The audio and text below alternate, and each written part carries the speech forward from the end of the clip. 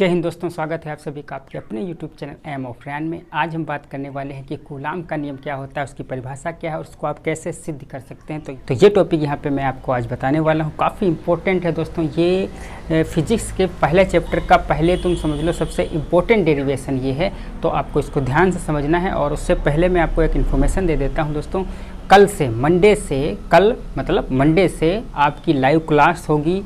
एक सुबह में होगी, एक शाम में होगी, एक इवनिंग और एक मॉर्निंग में क्लास होगी, जिसकी इन्फॉर्मेशन आपको कम्युनिटी टैब में मिल जाएगी। तो आप कम्युनिटी टैब चेक करते रहिएगा, वहाँ पे आपको जो कल लाइव क्लास होगी उसका टाइम आपको पता चल जाएगा। तो चलिए अब हम शुरू करते हैं कि कूलाम का नियम क्या होता है। तो दोस्तों पहले बात आती है कि कूलाम का नियम कहाँ पे लगता है और उसकी परिभाषा क्या है। तो दोस्तों कूलाम का नियम दो बिंदु आवेशों के बीच में लगता है। जहाँ पर दो आवेश होंगे वहाँ पर कूलाम का नियम लगेगा। तो कूलाम का नियम क्या कहता है कि दो बिंदु आवेशों के बीच लगने वाला आकर्षण अथवा प्रतिकर्षण का बल उनके बीच की दूरी के वर्ग के व्युत्क्रमानुपाती होता है। मान लिया कि हमारे पास दो आवेश हैं, एक ये आवेश है और एक ये आवेश है। तो इनके बीच में जो बल लगेगा वो इन दोनों के गुणनफल के अनुपाती होगा और इनके बीच की जो दूरी है उसके वर्ग के मतलब स्क्वायर के व्युत्क्रमानुपाती होगा। तो ये बल आकर्षण का भी हो सकता है और प्रतिकर्षण भी हो सकता है। आकर्षण में दोस्तों क्या होता है, आकर्षण का मतलब अगर ये दोनों आपस में चिपक जाएंगे तो इसको हम आकर्षण कहते हैं, और अगर ये दोनों एक दूसरे को दूर फेंकेंगे तो उसको हम प्रतिकर्षण कहते हैं। तो चलिए स्टार्ट करते हैं कि इसकी डेरिवेशन आप कैसे कर सकते हैं। देखिए हमारे पास है, मान लिया जो दो बिंदु आवेश, एक है Q1 और दूसरा है Q2। ये दो बिंदु आवेश हैं और इनकी डिस्टेंस हम मान लेते हैं, ये जो दूरी है ये मान लिया ये r दूरी पर एक दूसरे से रखे हुए हैं। तो यहाँ पर कूलाम का नियम कहता है कि जो Q1 और Q2 दो आवेश हैं इनका आप गुणा कर लीजिए, मतलब Q1 और Q2। अब इन पर जितना बल लगेगा वो क्या होगा, इन दोनों गुणनफल के अनुक्रमानुपाती होगा। तो ये हमारा हो जाएगा समीकरण एक। और दूसरा समीकरण बनेगा दोस्तों, जो दूरी है ये दूरी का वर्ग कर दीजिए आप और उसका व्युत्क्रमानुपाती कीजिए।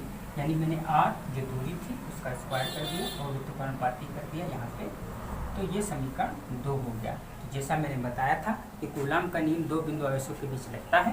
तो यहाँ पे मैंने क्या किया, एक Q1 आवेश था हमारे पास, एक Q2 था, दोनों का क्या कर दिया मैंने, गुणा कर दिया। और दोनों का गुणनफल किसके अनुपाती होगा, F के। F मतलब फोर्स के, बल के। तो ये समीकरण 1 हो गया। और जो दूरी होती है इनके बीच की उसका आप स्क्वायर करेंगे और व्युत्क्रम कर देंगे तो उसके जो है व्युत्क्रमानुपाती होगा बल। अब हम दोनों समीकरण को अगर मिला देंगे तो एक समीकरण हमको फाइनली मिलेगा। वो देखिए कैसे। अगर यहाँ पे हमारे पास F है तो हम एक F लिख सकते हैं, यहाँ पे अनुपाती लगाएंगे, Q1 Q2 लिखेंगे और पान R स्क्वायर लिखेंगे, क्योंकि ये हो गया F और ये अनुपाती हो गया।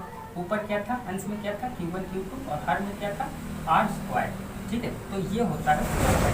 तो यही मैंने बताया था आपको कि जो बल होता है वो दोनों आवेशों के गुणनफल के और उनके बीच की दूरी के वर्ग के व्युत्क्रमानुपाती होता है। ओके, अब इसको हम जो है फार्मूले के रूप में अगर बनाएं तो कैसे बनाएंगे, तो F बराबर अनुपाती को जब भी हटाया जाता है दोस्तों एक नियतांक आता है, तो बराबर 1/4πε0 और यहाँ पे आएगा Q1 Q2 upon R square. तो ये हमारा सूत्र निकल के आ जाता है, जो कूलाम के नियम का सूत्र है। बहुत ही इंपॉर्टेंट डेरिवेशन है ये आपकी, तो आप इसको अच्छे से घर पे एक बार कर लीजिएगा। अब हम बताते हैं यहाँ पे आपको कि जो 1/4πε0 है इसका मान कितना है, क्योंकि अगर आप इसका मान जान जाएंगे तो आपको न्यूमेरिकल में काफ़ी हेल्प मिलेगी। ठीक है, तो यहाँ पे जो ये है नियतांक, पहली बात तो ये है क्या, ये है नियतांक 1/4πε0।